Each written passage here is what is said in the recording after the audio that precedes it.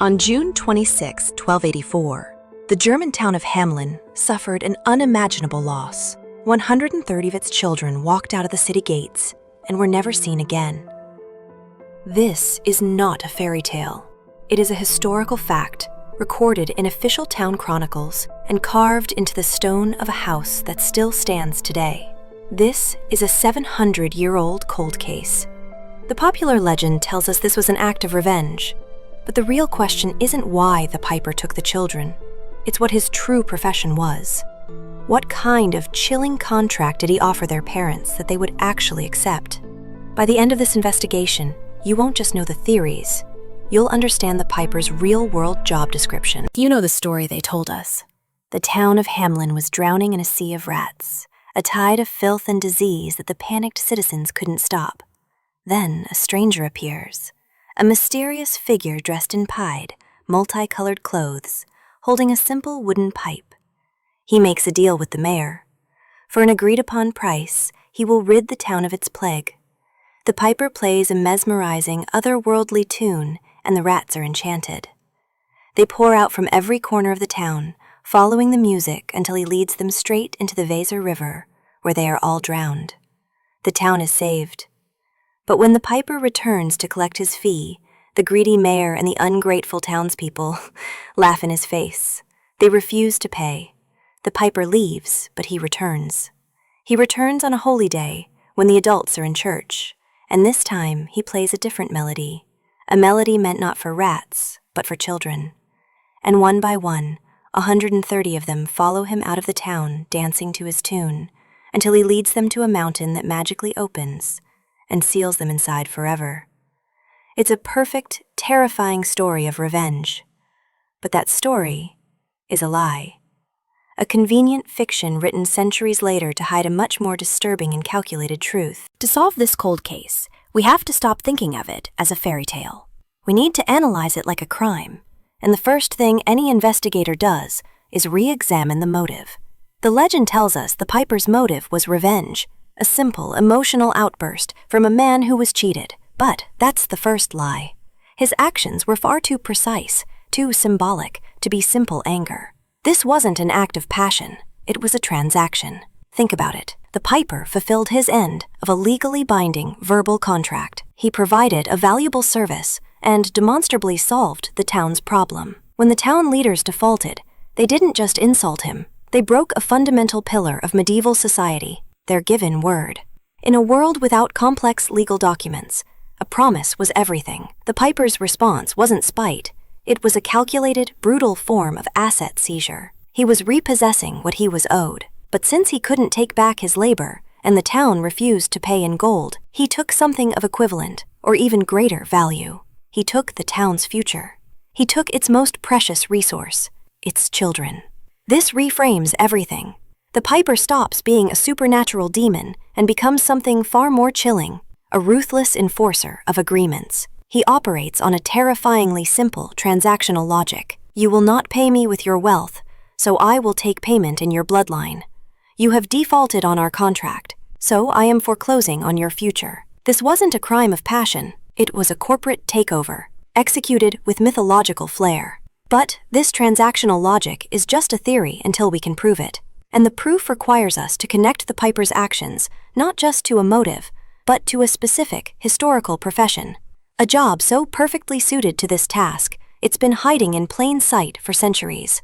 This way of thinking forces us to look past the magic and see the cold, hard mechanics of a deal gone wrong.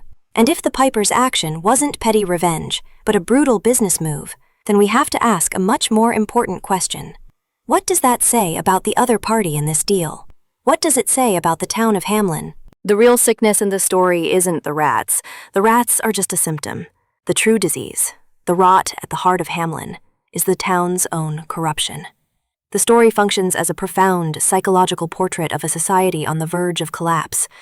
It's a society that has become so consumed by its own greed that it breaks its sacred promises. The mayor and the council are the story's true villains. They represent a leadership that has lost its moral compass, a government willing to sacrifice its integrity for a bit of gold. They created the very vulnerability that the piper exploited. He didn't bring darkness to Hamelin. He simply held up a mirror, and the town's own darkness looked back. The story becomes a powerful, timeless, cautionary tale. It warns us what happens when a community's social contract is broken, when trust erodes, when leaders become corrupt, and when profit is placed above people. The community invites its own destruction. It creates a vacuum that will inevitably be filled by predatory forces. The Piper is that force. He is an external agent of chaos, yes, but he only has power because of the internal decay of the town he enters.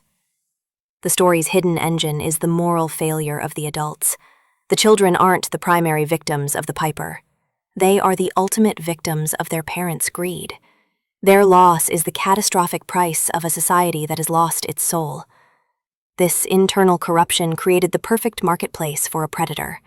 But to understand the predator, we have to first analyze his camouflage, the single most famous detail about the Piper that we have always misunderstood. It's a detail so famous, we never stop to question it. The Piper was dressed in pied clothing. We hear the phrase Pied Piper, and we picture a whimsical figure in bright, clashing colors. We see it as part of the magic, a detail to make him memorable for children. But in the rigid, hierarchical world of 13th century Germany, that detail wasn't whimsical at all. It was a uniform. Clothing in the Middle Ages was a code. Your garments told everyone instantly who you were, what you did, and where you belonged in the social order. A peasant wore undyed wool. A nobleman wore fine fabrics and specific colors.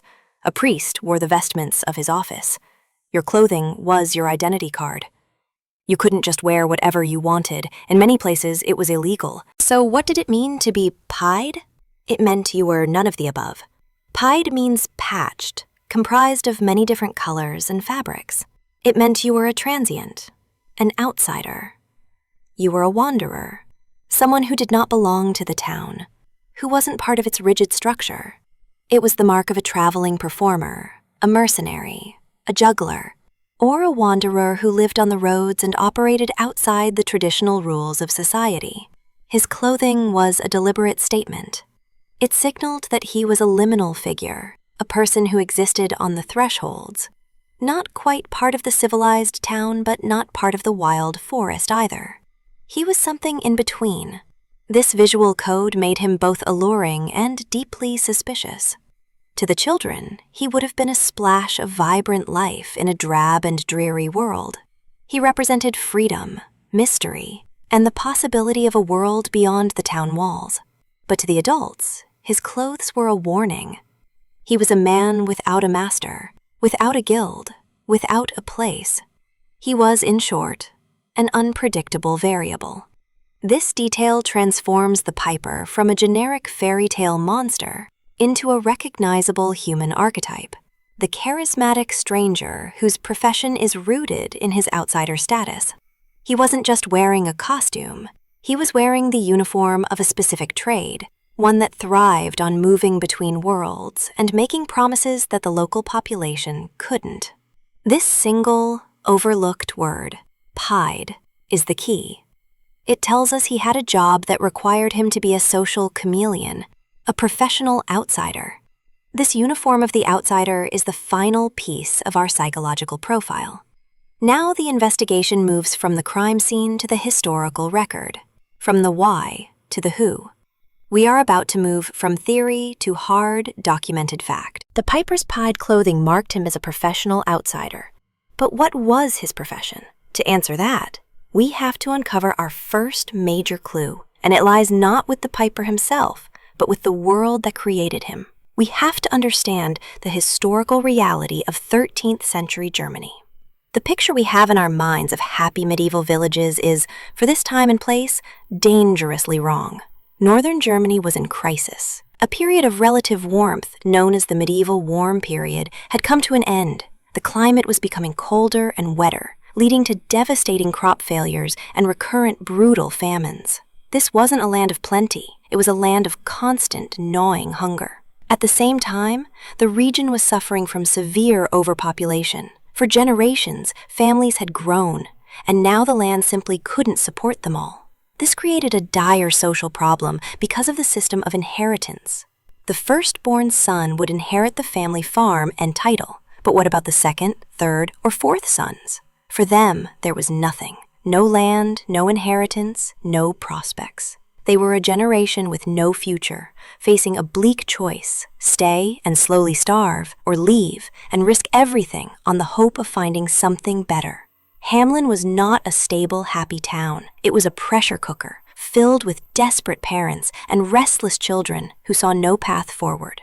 This desperation is the key. It is the fertile ground in which the piper's promises could take root. It establishes the motive for why a town might consider a deal so radical that it involved sending away its own youth. They weren't just getting rid of children.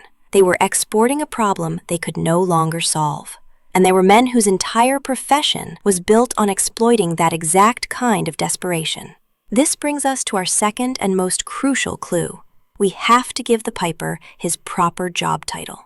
He was not a musician or a sorcerer. He was a locator. This was a real, documented, and essential profession in 13th century Europe. A locator was a professional recruitment agent, a settler agent, hired by wealthy princes, bishops, and landowners from Eastern Europe. At this very moment in history, a massive colonization movement, known to historians as the Ostsiedlung, was underway. Rulers in places like Bohemia, Poland, Silesia, and Transylvania had vast, sparsely populated lands. They needed people to farm them, to mine them, to build towns and generate wealth. So they hired locators to go back to the overpopulated regions of Germany and recruit settlers. These agents were professional promise makers. They were known for being charismatic and flamboyant, often dressing in colorful clothes to stand out and draw a crowd. The perfect real-world parallel to our piper's pied attire. They would sweep into a struggling town and paint a glorious picture of a new life in the East, fertile land that was free for the taking, no oppressive feudal lords, and silver in the mountains waiting to be mined. To a young man with no inheritance, or to a parent with too many mouths to feed, this promise was an irresistible song. The locator was the living embodiment of hope. He was the magical figure who could lead you out of your bleak reality and into a promised land. The Pied Piper wasn't a fairy tale character. He was a historical figure doing a specific, well-documented job. He wasn't luring children with magic. He was recruiting them with a deal that sounded too good to be true. For centuries, this is where the trail went cold. A professional recruiter making an irresistible promise, but a promise is not proof. To solve this case, we need a body. We need to find the children. And that is where our investigation makes a leap that scholars only confirmed in our modern era. This is the pivotal revelation, the piece of evidence that changes everything. For centuries, the story ended at the gates of Hamelin, at the foot of a mythical mountain. But if the children were part of a real migration, there must be a destination. There must be an echo of their arrival somewhere else. And there is. The clue that unlocks this entire 700-year-old mystery is hidden hundreds of miles away from Hamelin, and it was found not by an archaeologist, but by historical linguists. Modern scholars, most notably Professor Jürgen Udolph from Leipzig University, have dedicated their careers to tracing the origins of German family names and place names, and their work provides the smoking gun. Professor Udolph discovered that a number of family names that were common in the Hamelin area at the time of the disappearance suddenly appear in regions of modern-day Poland and even more strikingly in Romania, specifically Transylvania. These weren't random migrations, they were direct lines of settlement. Furthermore, the legend is very specific. It says the piper led the children into a mountain, a Koppenberg. For centuries, people searched for this magical mountain near Hamelin. They never found it because they were looking in the wrong country. The German settlers recruited during the Ostsiedlung were famously sent to work in the silver mines of the Carpathian Mountains in Transylvania. The mountain wasn't a magical portal that closed forever. It was their very real, very grueling, final destination. The story isn't about disappearing into a mountain. It's about a long, arduous journey to the mountains.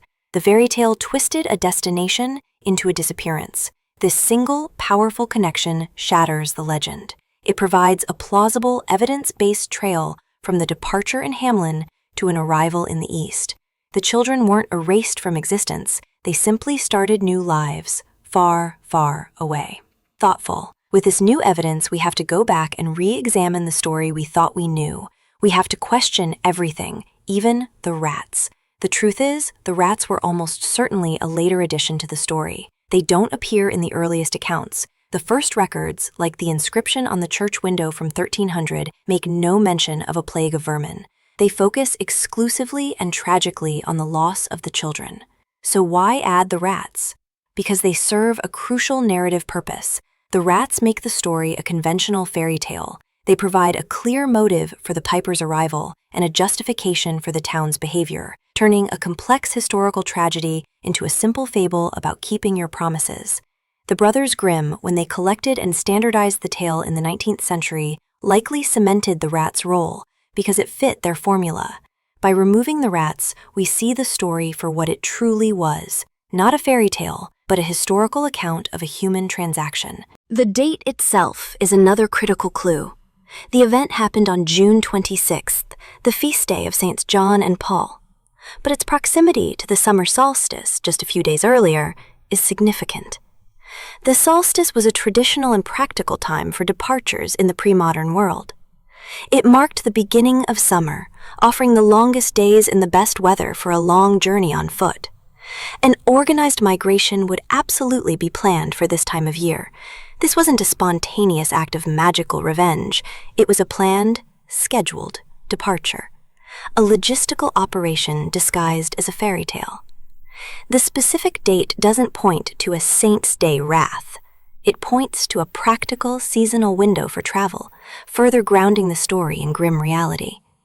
With the timeline corrected and the primary motive established, all the clues are now on the table.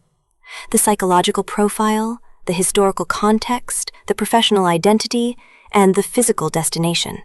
Now, we can finally reconstruct what really happened on that tragic day. The year is 1284. The town of Hamelin is struggling. It is hungry, it is overpopulated, and it is desperate. A charismatic man arrives. He is a professional, a locator, dressed in the colorful patched clothing of his trade. He makes a proposal to the town leaders. He will take their excess youth, their second and third sons, off their hands. He will lead them on a journey to the east, to new lands in Poland or Transylvania where they can build a future. A deal is struck, a fee is agreed upon, and on a summer's day, the young people of the town, likely adolescents and teenagers, not the small children of the fairy tale, gather to depart. They leave not under a magic spell, but under the banner of a promise. They follow the Piper, their recruitment agent, out of the town to begin their long march toward a new life. But something goes wrong. Perhaps the journey is far more brutal than they were told. Perhaps many die along the way from disease or hardship. Perhaps the paradise they were promised turns out to be a life of grueling servitude in a silver mine. Communication is severed. Back in Hamelin, the parents wait for news that never comes. Their hope slowly curdles into dread, and then into unbearable grief. To cope with this devastating loss and their own complicity in the deal, they create a story. They transform the professional recruiter into a demonic piper, their calculated business deal into a tale of betrayal, and the arduous journey into a supernatural disappearance. The legend of the Pied Piper was born, not from magic, but from the unbearable pain of a historical trauma.